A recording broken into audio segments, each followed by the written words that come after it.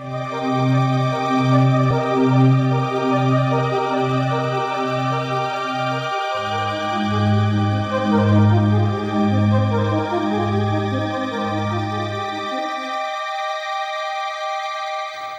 took over in August of 2000. I was manager of the previous shop before, but he was retiring. I changed the name straight away because I wanted to give it a new vibe, new look and everything. And it was more about sort of concentrating on the kids and what they wanted, basically. So it was all Mega Drive, SNES. PS1 was obviously sort of quite high at the time, but it was just dying down.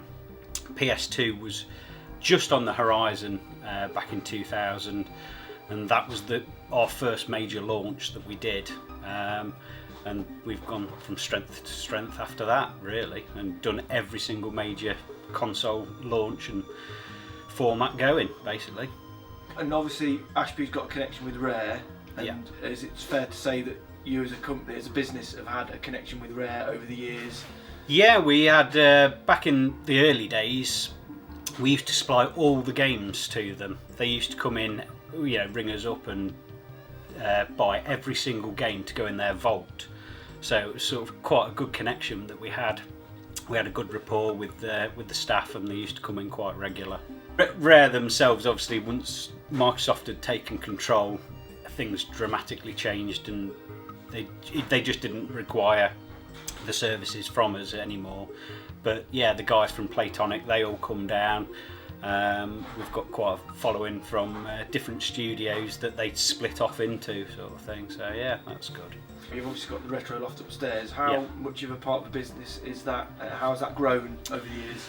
It's only getting bigger, to be honest with you. It's become more popular. A lot more collectors are into it. So it's just getting the stuff in the volume. So, I mean, we can buy collections up online and stuff like that. I've got a good mate who gets a massive supply, so I usually go and tap him up at least once or twice a year and get a load of stock that way. I mean, the trouble is you get people wanting certain things, and it's finding that item at the right price is the hard bit. So there is people out there that have got deep pockets and they're willing to pay for the item, but some of it's just a case of supply and demand, whether you can actually get hold of the goods. How has it been for you in terms of physical brand new formats? To be honest, people's shopping habits have completely changed. They seem to be moving more to digital, especially the kids nowadays. They want everything in their hand now, and they don't want to have to wait. So they always preload and buy digitally. So it's had a massive impact on our new sales, and we're probably 50% down on what we were doing previous. Has the Switch made any impact on your business over the past year? Popularity wise, yeah, it's sort of going back to how it was when they released the Wii, and the demand of you can't supply enough machines sort of thing. So I think they've got it right. They just need to get the price point on some of the games a little bit lower if possible. I see it as a great little device, and it's going to do really well in the future. I mean, obviously our sales were down at Christmas, so it's sort of made an impact on us. Turnover is a lot less than it was, which means the profits are down as well. We've moved into merchandise, which I would like to see, to grow that side of the business if possible. But whether it's, enough to keep it going or not, like I say, the retro would keep us going if we could concentrate on it fully. But I think what we'd need to do would be get rid of some of our other items that we stock and put the money back into retro and the merchandise side. I mean, online is alright if you've got the right product. I don't see that you could do it with the new side because it's too cutthroat against the big boys, and you'd need to spend thousands on a website to get it, to sort of match what they do.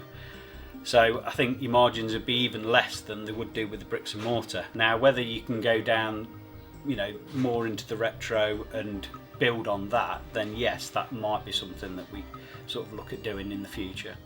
there's a lot of retailers in your position up and down? Oh yeah, I mean I know a lot that went last year, and I know there's even more that are set to close this year. So it is very tough, you know, in all walks of retail, but especially this games industry seems to sort of be evolving at such a hot, you know, fast rate that can we keep up with it? And that's the trouble. Obviously, I think you can't beat the shopping experience, but it can only continue with local support. If they come in and spend with us, then we can keep it going, and that's what it is, shop local.